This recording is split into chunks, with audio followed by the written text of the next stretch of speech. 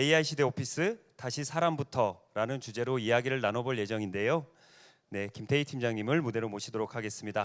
박수로 맞이해 주시면 감사하겠습니다. 안녕하세요. 퍼플식스 스튜디오 삼원경 연구팀 김태희입니다. AI 시대 오피스 시작하겠습니다. 이렇게 AI가 대세이다 보니 저희는 요새 이런 질문들을 많이 받고 있습니다. 대부분은 저희가 아무래도 오피스를 만들다 보니 AI를 더 잘 쓰기 위해서 어떤 인프라를 준비해야 하는지, 혹은 AI 기술을 어떤 공간에 접목을 시킬 수 있는지에 대한 질문들을 많이 받고 있습니다. 그런데 이런 질문을 많이 받다 보니 제가 신입사원일 때가 생각이 나더라고요. 그때도 이 AI 기술 못지않은 인터넷 통신 혁명이라는 게 있을 때였거든요. 유비쿼터스 오피스라는 이 무선 통신 기술을 접목한 오피스가 굉장히 유행을 했었습니다. 많은 기업들이 모바일 오피스 개념의 유비쿼터스 오피스를 열심히 만드셨는데요. 한편으로는 이런 기술 접목이 아니라 사람의 관점에서 오피스를 만들던 곳들도 나왔습니다. 바로 이 시대에 중요해지는 인재의 역량이 무엇이고, 그 인재의 역량에 맞는 오피스는 어떤 곳인지 고민해서 창의력을 끌어올리는 오피스를 만들었던 곳인데요. 이 기업들이 이런 기술 변혁의 시대에 생기는 특혜라고 할 수 있죠. 성장의 모멘텀의 기회를 잡았었습니다. 그래서 지금부터 저희도 이 AI라는 시대에 우리가 앞서 나가기 위해서 우리는 어떻게 일해야 하는지, 그리고 그렇게 일하기 위해서 어떤 오피스가 필요한지 한번 상상을 같이 해보려고 합니다. AI와 함께 시너지를 낼 수 있는 개인이 되어야 하고요. 두 번째로는 이렇게 성장한 개개인들이 함께 모여서 조직적인 시너지를 낼 수 있는 인재로도 성장을 해야 합니다. 저는 처음 들었을 때 회사 다니기가 지금도 어려운데 점점 더 어려워지겠다, 이런 생각이 들더라고요. 그런데 이런 어려운 일을 하는데 다행히도 오피스가 도움을 줄 수가 있습니다. 그래서 저희가 오늘 이 자리에 그런 오피스를 만들기 위해 모인 것이기도 하고요. 그럼 그 첫 번째, AI와 시너지를 내기 위한 인재로 성장할 수 있는 오피스에 대해서 한번 알아보겠습니다. 올해 초에 증권가에서 큰 이슈가 됐던 사건이 있었는데요. 신입 애널리스트가 쓸만한 수준의 리포트를 AI가 불과 5분에서 15분 만에 써버렸다고 하더라고요. 완결까지 다 끝냈다고 하는데요. 왼쪽이 AI가 쓴 것이고요, 오른쪽이 사람이 쓴 것입니다. 이렇게 보면은 확실히 차이가 있죠. 창의성이라던가 통찰력, 그리고 직관을 바탕으로 의견을 내는 것은 사람만이 할 수 있는 일입니다. 그런데 물론 AI가 지금 할 수 있는 영역이 점점 더 많아지고 있죠. 그렇지만 여전히 AI가 사람보다 더 잘하는 거는 AI에게 맡기고, 사람은 사람이 더 잘할 수 있는 일을 맡아가면서 같이 협응해 나가는 구조로 우리는 앞으로 일하게 될 것입니다. 예를 들면은 AI는 엄청나게 방대한 양의 데이터를 분석을 하게 되고, 그걸 저희가 받아서 사람은 이해하고 소화하고 비판적으로 필요한 내용을 선별하고 맥락을 연결해서 인사이트까지 도출하는 일을 사람이 하게 되는 거죠. 사람이 하는 일은 고도의 두뇌 노동으로 바뀌게 됩니다. 그리고 이 고도의 두뇌 노동이 인간의 업무 중에서 이렇게 AI와 나눠서 하다 보니 더 많은 비중을 차지하게 되죠. 그래서 앞으로는 더 많은 시간 동안 이 고도의 두뇌 노동을 해야 한다는 점에서 저희는 이것을 브레인 마라톤에 비유를 한번 해봤습니다. 네, 이렇게 풀코스 마라톤을 매일 뛸 수가 있을까요? 힘드시겠죠. 그런데 사실 우리의 두뇌는 이 풀코스 마라톤을 매일 뛰어야 되는 상황이 이제 곧 오는 겁니다. 아마 여기 오시기 전에도 여기 오시려고 오전에 정말 바쁘게 일하시면서 거의 하프 코스쯤은 달리고 오셨을 텐데요. 앞으로 AI와 저희가 협응을 이렇게 더 많이 해나갈수록 사람은 더 고도의 두뇌 노동을 더 많이 맡게 됩니다. 그래서 그런 작업을 더 잘하기 위한 오피스와 환경이 필요한데요. 이렇게 브레인 마라톤을 더 잘하기 위해서는 우리 두뇌가 힘껏 온전히 능력을 발휘할 수 있는 초집중 환경이 필요하게 될 것이고요.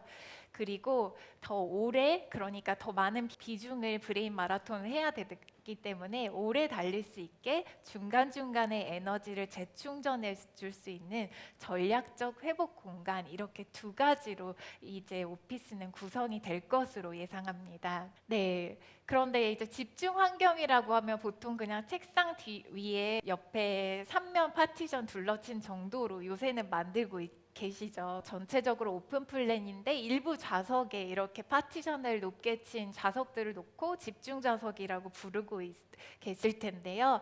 지금도 아마 인기가 가장 많으실 거예요. 그런데 앞으로는 이 정도로는 충분하지 않겠죠. 아까 말씀드린 대로 그런 두뇌 작업의 강도도 빈도도 시간도 늘어나기 때문에 이 정도로는 사실은 충분하게 우리 직원들의 업무를 지원해 줄 수가 없습니다.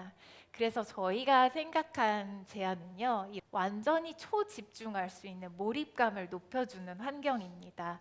그래서 전체 오픈 플랜 공간에서 상당히 많은 면적이 이렇게 구분된 면적으로 집중 공간으로 아마 구성이 될 것으로 보여지고요. 저기서 보시는 것처럼 입구가 나눠져 있어서 전체 공간이 집중을 잘할 수 있게 음향이나 조도나 환경 시스템이라던가 디자인까지 공감각적으로 몰입할 수 있는, 초집중할 수 있는 경험을 줄 수 있도록 구성이 될 것입니다. 그 모습도 다 다양하죠. 창문을 바라보면서 일할 수도 있고 저런 오픈된 공간에서 일할 수도 있고요. BGM이 있는 공간에서도 일할 수 있고 개인실로도 들어가는데, 그 이유는 개개인이 모두가 가장 집중이 잘 되는 환경이 다르기 때문에 거기서 자율적으로 선택해서 일할 수 있다는 점이 이 딥포커스 존의 특징입니다.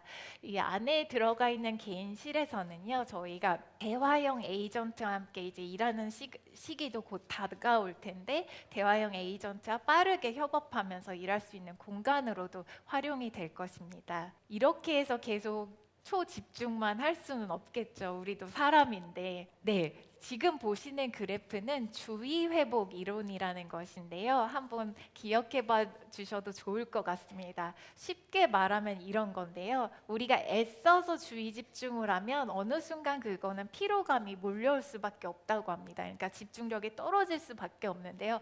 여기까지는 많이 경험을 해보셨죠. 그런데 이 떨어진 집중력을 끌어올리기 위해서는 회복 환경이라는 게 필요하다고 해요. 그리고 그 회복 환경을 만드는 핵심 요소가 바로 자연적 주의 요소라고 합니다. 영어로는 effortless attention이라고 하는데요. 이게 무슨 말인가 하실 수 있을 것 같아요. 제가 사진으로 한번 설명드려 보겠습니다. 자연적 주의 요소라는 것은 내가 애쓰지 않아도 시선이 가는 환경을 말하는데요. 그런 환경에서 회복이 된다고 합니다. 이렇게 자연 환경이 가장 대표적인 자연적 주의가 일어나는 환경인데요. 이런 환경에 있을 때 회복이 일어난다고 합니다. 이런 자연 환경을 이용한 바이오필릭 디자인이 이런 이유에서 유행하고 있기도 합니다. 이런 트렌드를 제가 다른 곳에 가서 설명을 드렸더니 부담스럽다고 하시더라고요. 왜냐하면 오피스는 사실 통풍도 안 되고 채광도 안 되는데 그런 곳에 얼마나 식물을 많이 심어서 유지관리비를 들여야 되나, 이런 고민이 있으시더라고요. 네, 다행히도 회복 환경은 이렇게 자연 환경만으로 이루어지는 건 아닙니다. 아마 바이오필릭 디자인이 굉장히 유행을 하면서 아마 한 번쯤은 앞으로 검토를 하게 되실 것 같아요. 그렇지만 그런 여러 가지 여건들을 고려하실 때 이 이론도 함께 기억을 해두시면 좋을 것 같습니다. 자연적 주의를 일으키는 회복 공간의 요소는 자연 환경만이 아니라 이 네 가지 요소일 때 나타나는데요. 첫 번째는 조금 벗어난 공간, 내가 지금 일하고 있는 곳에서 조금 떨어져 있을 때 주의 회복과 회복이 일어난다고 합니다. 예를 들면 라운지에서 일할 때일 수도 있고요. 워케이션 공간에 가서 일할 수도 있고, 가끔은 내가 재택하는 날 자유롭게 내가 일하고 싶은 곳에서 일할 때 이런 회복이 일어나겠죠. 그리고 두 번째로는 매력입니다. 그냥 매력적인 요소들은 사실 참 많은 것 같아요. 그런데 이 매력 요소에서 자연환경이 가장 많이 쓰이는 이유는 매력적이되 자극적이지 않아야 된다는 조건을 가지고 있거든요. 그래서 자연적인 요소도 물론 있지만 또 아름다운 공간, 조화로운 공간에서도 이런 회복이 일어난다고 합니다. 내가 꼭 식물을 많이 써야 한다라는 부담감에서 좀 벗어날 수 있을 것 같고요. 그 다음에는 밀도가 낮아야 하고, 그리고 마지막으로는 이 모든 공간을 내가 자율적으로 누릴 수 있을 때 회복이 일어날 수 있다고 합니다. 네, 여기 다양한 회복 공간에서 주의 집중력을 회복하고 있는 우리 구성원들이 보이는데요. 예전 같으면 업무 시간에 노는 거 아니야? 이렇게 생각하실 수도 있는데 그게 아니라 이제부터는 이런 회복이 바로 두뇌를 다시 활성화시키기 위한 업무의 일종으로 이해를 해주셔야 됩니다. 그래서 야외 공간에서는 스트레스를 경감시키면서 일하고 있고요. 명상실에서는 생각을 정리하는 것이고, 그리고 바이오필릭이 느낄 수 있는 공원이나 산책로에서는 다시 두뇌를 재활성화하고 있는 것이라고 이해를 해주시면 될 것 같습니다. 그래서 이런 회복 공간을 누리면서 우리는 우리의 주의 집중력을 다시 끌어올려서 더 고도의 두뇌 작업을 할 수 있게 되는 거죠. 정리하면 AI와 함께 사람이 시너지를 내기 위한 오피스의 핵심 요소는 두 가지입니다. 바로 초집중 환경. 내가 가지고 있는 두뇌의 노동을 가장 고도의 수준으로 끌어올릴 수 있는 초집중 환경과 전략적 회복 환경, 이렇게 둘로 나눠지게 될 것이고, 초집중 환경은 앞으로는 분리된 영역에서 더 넓은 영역으로 배치가 될 것으로 보입니다. 그리고 전략적 회복은 앞으로는 이게 여태까지는 사실은 신체적인 웰빙에 포커스가 맞춰져서 복지로 여겨졌습니다. 그런데 그게 방금 말씀드린 대로 정신적인 웰빙, 스트레스 경감 이런 쪽으로 더 확장이 되면서 복지가 아니라 업무를 더 잘하기 위한 필수 요건으로 이제부터는 인식이 되어 바뀌어갈 것으로 보입니다. 네, 이런 환경에서 우리 구성원들은 AI를 잘 활용할 수 있는 개인으로 점점 더 성장을 해나갈 텐데요. 그걸로는 충분하지 않죠. AI를 잘 활용할 수 있는 개개인들이 다른 사람들과도 함께 시너지를 발휘해야 하는 다음 스텝이 남아 있습니다. 그러면 다른 사람들과 서로 시너지를 만들어서 조직적인 시너지를 만들어낼 수 있는 오피스에 대한 이야기를 나눠보겠습니다. 앞서 말한 것처럼 이렇게 기술 변혁이 일어나는 때에는 크게 앞서 나갈 기회가 생긴다고 합니다. 꼭 AI 관련 업종이 아니라고 해도 AI 기술이 접목된 제품이나 서비스를 통해서 이 타이밍에 성장을 이룰 수 있다라고 인식하는 비즈니스 리더들이 많다고 합니다. 아마 우리가 있는 회사의 대표님도 예외는 아니겠죠. 그런데 혁신을 이룬다는 건 참 어려운 말이죠. 저희가 사무환경 컨설팅이라고 해서 컨설팅을 통해 여러 기업들을 만나고 있는데요. 혁신, 도전, 끝없는 변화 이렇게 표현은 다를 뿐이지 거의 모든 기업들이 핵심 가치 안에 혁신이라는 게 있더라고요. 그런데 그 혁신을 어떻게 이뤄야 하는지는 사실 잘 와닿지 않는 것 같습니다. 저희 퍼플식스는 요새 서울대 경영학과 김성수 교수님과 함께 조직 행동에 관한 연구를 하고 있는데요. 그 중에 흥미로웠던 것 하나를 가지고 와봤습니다. 바로 혁신을 이뤄내는 4단계의 모형입니다. 저희가 혁신을 한다라고 생각했을 때 이렇게 단계별로 끊어서 봐야 하는 이유는요. 혁신이 어디에서 잘 이루어지지 않고 어디에서 개선이 될 수 있는지, 그래서 혁신을 이룰 수 있는지 알아낼 수 있기 때문입니다. 저는 처음에 혁신이 어려운 이유가 아주 단순하게 그냥 기발한 아이디어가 없어서라고 생각했었습니다. 기발한 아이디어를 내가 계속 낼 수 있는 그런 능력이 부족한가? 이렇게 생각했었는데요. 그게 아니라고 하더라고요. 국내 기업의 대부분은 여기 2, 3단계, 그러니까 가깝게 일하는 동료들과 의견을 주고받는 과정에서 그 혁신성이 사라진다고 합니다. 상황을 한번 보겠습니다. 처음에 모든 아이디어는 완벽할 수가 없죠. 좋은 아이디어도 있고 엉성한 아이디어도 있지만 예를 들어 막내가 기발하지만 엉성한 아이디어를 가지고 왔어요. 그래서 선배들하고 이런 이야기를 통해서 디벨롭 하고 싶은데 다들 무관심해서 이 디벨롭 하는데 도움을 주지 않으면 사실 그거는 그냥 반짝이는 아이디어로 끝나버리는 거죠. 그리고 또 어떤 후배는 정말 기발한 아이디어를 가지고 왔어요. 그런데 조직적으로 수직적인 조직이어서 선배들이 코멘트하면 무조건 수렴을 해야 하는 조직인 거죠. 그래서 수렴을 하다 보면 혁신성이 무뎌져 버린다고 합니다. 근데 이 단계를 무사히 넘어가더라도 그 다음 난관을 만나게 되는데요. 바로 리더와 평소에 대화를 많이 못하다 보니까 충분히 공감을 받지 못하는 겁니다. 큰 그림을 공감하는 리더는 정말 많죠. 하지만 디테일까지 공감하는 리더는 별로 없습니다. 우리가 대화가 부족하기 때문에 이 리더가 내 상황과 내 어려움을 충분히 공감하고 시간이나 인적 자원을 지원을 해줘야 이게 실행이 될 수 있는데 그 부분에서 막히게 되는 겁니다. 저희가 김성수 교수님이랑 하는 이 연구에서는 가장 중요한 혁신의 키는 바로 2, 3단계에서 일어나는 동료와 리더와 의 친밀감이라는 것입니다. 저희가 친밀감이라는 쉬운 단어로 표현했지만 요새 HR 트렌드에 대해서 잘 알고 계시다고 하면 심리적 안정감, 정서적인 신뢰, 다른 키워드들로도 다 확대될 수 있을 것 같습니다. 그럼 이런 친밀감을 쌓을 수 있는 공간이 궁금하시죠? 제가 쉽게 설명드리려고 어벤져스 엔드게임의 영화 한 컷을 가지고 왔는데요. 혹시 이 장면을 아시는 분이 계실까 모르겠습니다.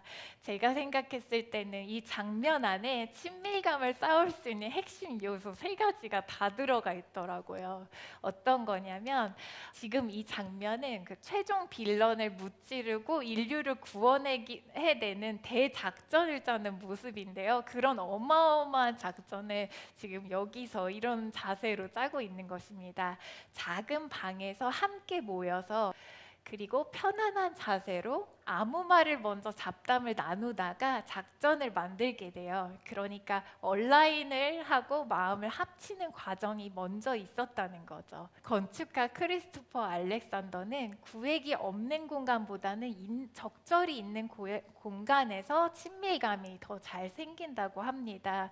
오피스로 풀어 말하자면 저희가 보통 생각할 때 오픈 플랜 오피스라던가 자율자석제에서 좀 더 친밀감이 생기지 않나? 교류할 기회가 생기지 않나라고 생각을 하시고 자율자석제도 만들고 오픈 플랜도 도입하시는데 이상하게 대화가 더 줄어들었다. 서로 방해가 될까봐 더 조심하더라 이런 얘기를 많이 주시거든요. 이런 대화와 행동을 편하게 할 수 있는 아지트 공간이 있어야 친밀감이 더 쉽게 쌓일 수 있다고 합니다. 네, 이렇게 친밀해지기 좋은 아지트 효과를 빨리 눈치챈 기업이 있는데요. 바로 구글입니다. 여기는 2022년에 오픈한 구글 베이뷰라는 캘리포니아 오피스인데요. 우리가 아는 일반적인 오피스랑은 많이 다르게 생겼죠. 여기는 온전히 다 업무 공간인데요. 우리로 치면 전부 책상으로 가득 차 있어야 될 이 공간이 칸칸이 쪼개져 있는 모습들이 보이죠. 쪼개져 있는 모습도 다 각기 다 다르고요. 이게 바로 그룹 아지트라는 공간입니다. 이 구글은 지금 이런 그룹 아지트 개념을 2022년 구글 베이뷰에서 먼저 시작을 했는데 2024년 뉴욕에 지은 최근의 오피스에서는 더 진화된 모습으로도 보여지고 있어요. 그 안을 한번 들여다보면 어떤 행동을 하는지 살펴볼게요. 이렇게 각자 집중해서 일하기도 하고요. 편안하게 대화를 나누기도 합니다. 이렇게 편안하게 대화를 나누면서 일할 수 있는 공간을 그룹 아지트라고 하는데요. 달라진 점이 있습니다. 여러분 다 아시는 것처럼 우리는 항상 다른 부서, 그러니까 사일로를 해결하는 거, 다른 부서와 커뮤니케이션과 교류를 늘리는데 지시를 받으셨죠. 그런데 방향이 바뀌고 있는 것을 알 수 있습니다. 여전히 그 부분은 중요한데요. 업무 공간에서 아까 그 2, 3단계 함께 일을 만들어 나가야 되는 사람들 간의 정서적인 친밀감을 쌓기 위한 공간을 고민을 하고 있는 것입니다. 네, 그래서 저희도 한번 그림으로 가지고 와봤는데요. 이렇게 각자 일을 하기도 하고 아이디어를 비주얼라이즈 하면서 토론을 하기도 하고요. 편한 자세로 앉아 있기도 하고 캐주얼한 룸에서 자유롭게 이야기를 하고 있기도 합니다. 저도 얼마 전에 이런 그룹 아지트의 효과를 직접 느껴본 적이 있는데요. 그 아이디어라고 디자인 띵킹을 하는 회사랑 같이 프로젝트를 오래 진행을 했었습니다. 프로젝트 난이도도 너무 높고 또 영어로 얘기하다 보니 친밀감도 없고 해서 되게 경직된 자세로 뭐 미래에 대해서 이야기를 해야 되는데 그래서 현실적으로 어렵다는 이야기만 자꾸 나오더라고요. 그래서 저희가 방을 조금 더 넓은 방으로 바꿨고 거기서는 저희가 이렇게 아이디어도 비주얼라이즈 할 수 있고 편한 자세로 걸터 앉아서 이야기할 수도 있었는데요. 불과 한 3-4시간 만에 굉장히 친해지는 것을 느꼈습니다. 그래서 우리가 가지고 있는 생각도 되게 쉽게 열리더라고요. 이거를 액티브 띵킹이라고 합니다. 내가 행동을 더 자유롭게 할 때 생각도 틀을 열고 나올 수 있다고 하는데요. 이런 액티브 띵킹 개념을 담고 유도하는 것이 그룹 아지트라고 할 수 있습니다. 네, 이렇게 해서 우리가 좋은 아이디어를 디벨롭해서 전략으로 짠 만들었는데 리더를 통과하기가 힘들죠. 리더와의 친밀감, 평소에 공감을 많이 쌓아야지 이게 내가 하고 있는 일에 대해서 충분히 지원을 받을 수 있는데 그 공감대를 형성하기가 참 쉽지가 않습니다. 그래서 여러분 한 번씩은 다 미션을 받아보셨을 것 같아요. 오픈 임원석 검토하세요. 이런 미션을 한 번씩은 다 받아보셨죠? 조직 문화마다 답이 다르고 그리고 그게 일하는 방법마다도 다르고 공간마다도 다른데 답이 정해진 것처럼 생각하시는 분들도 많아서 실무자분들께서는 큰 어려움을 겪으실 것 같다라는 생각이 들었습니다. 그런데 오늘 저희가 하고 싶은 얘기는 이 리더와의 공감대를 만드는 것이 리더석 하나를 바꾼다고 되는 일이 아니라는 것입니다. 우리나라의 조직 문화는 사실 훨씬 더 문제가 깊다고 할 수 있겠죠? 다 아시는 것처럼. 그래서 그 리더 공간을 바꾸는 건 당연히 중요하고 그것도 깊이 고민해야 되는 이슈이지만 조금 더 넓게 봐야 된다라는 것입니다. 어떤 것이냐면 리더의 영역 안에 누군가가 이렇게 들어올 때부터 긴장할 수밖에 없거든요.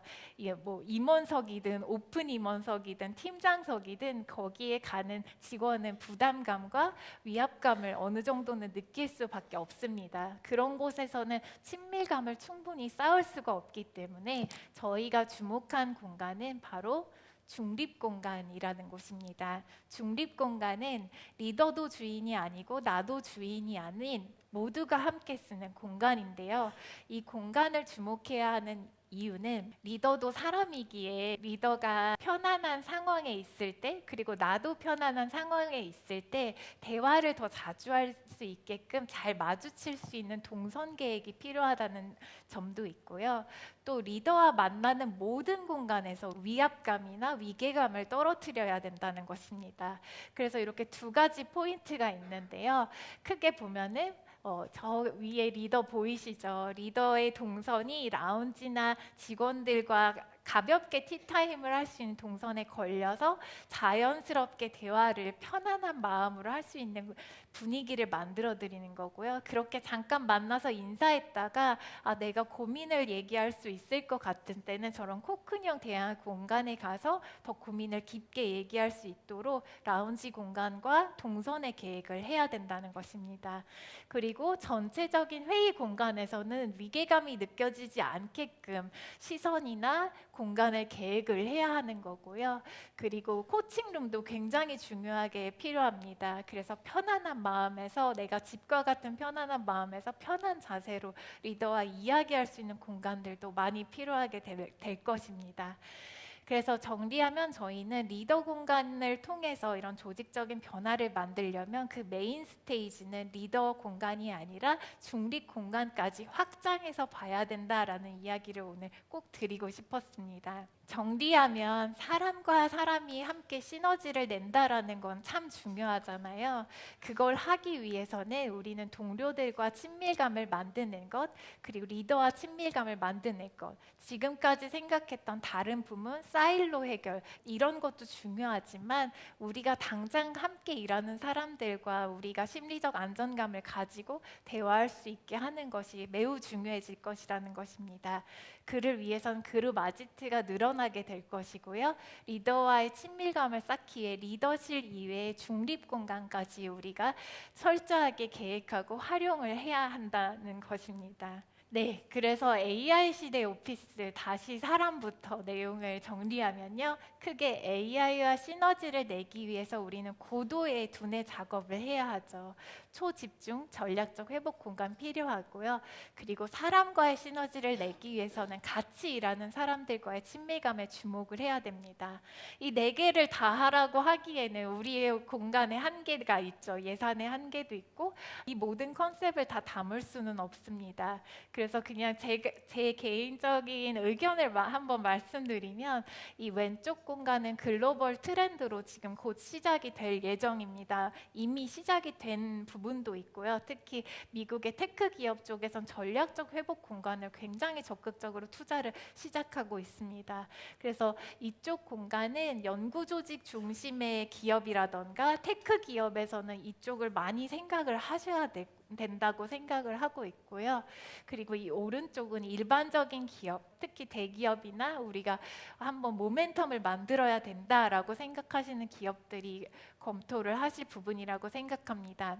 저희가 만나는 기업들 중에 고성장 기업, 고성장 조직의 특징이 있습니다. 바로 조직 문화 안에 정서적 신뢰, 친밀감, 잡담 이런 것들이 들어가 있거든요. 우리도 이런 부분에 대한 고민이 조금 더 필요하다라고 생각합니다. 저희가 늘 주목해온 오피스 공간의 본질은 언제나 사람이었습니다. 그래서 앞으로도 일하는 사람의 관점에서 저희는 함께 행복하게 성장할 수 있는 오피스를 만들려고 하는데요. 이 자리에 계신 분들과 그 과정과 생각을 함께 나누면서 해결해 나가면 좋을 것 같습니다. 감사합니다. 네, 발표 감사합니다.